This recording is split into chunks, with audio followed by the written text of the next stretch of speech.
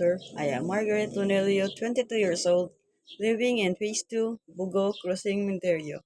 My hobbies, my hobbies in life are watching movies, playing online games, and assembling a motorcycle engine. And why am I in this group? I joined this group because I felt comfortable with them and I know I can communicate well to this group. What do I expect from this subject is I want to improve my confidence and teamwork through activity in this subject.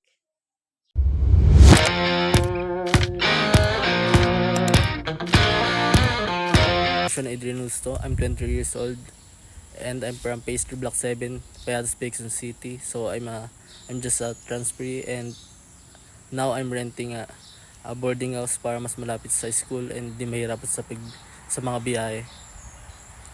So my hobbies are playing instrument, arranging music and editing my own videos. So why am I in this group? I think dahil nakita sa mga grupo na responsable sila and sobrang desidido silang maging successful to. Para sa akin napaka-importante nun. Lalo na lahat kami gusto maging successful itong journey na to. At lahat willing umambag ng mga effort, yan, kasipagan.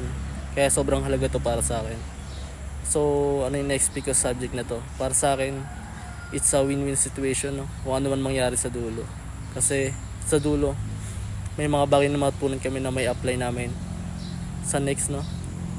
At maging best kami sa gagawin namin. Bisa po.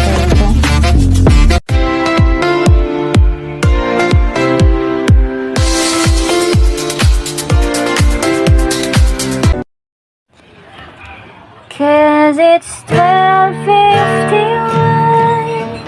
and I thought my feelings were gone.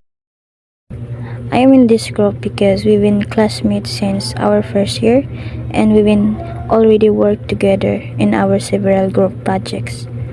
Our good communication makes teamwork easier and more effective.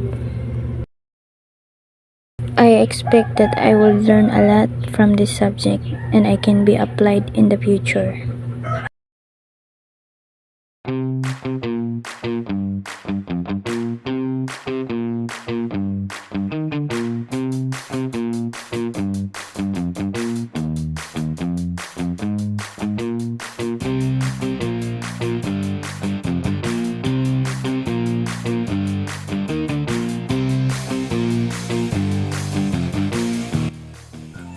I'm in this group because since first year, we are classmates until now.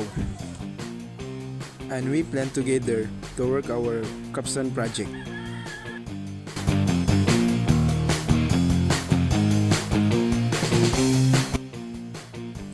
For this subject, I want to learn new things and more.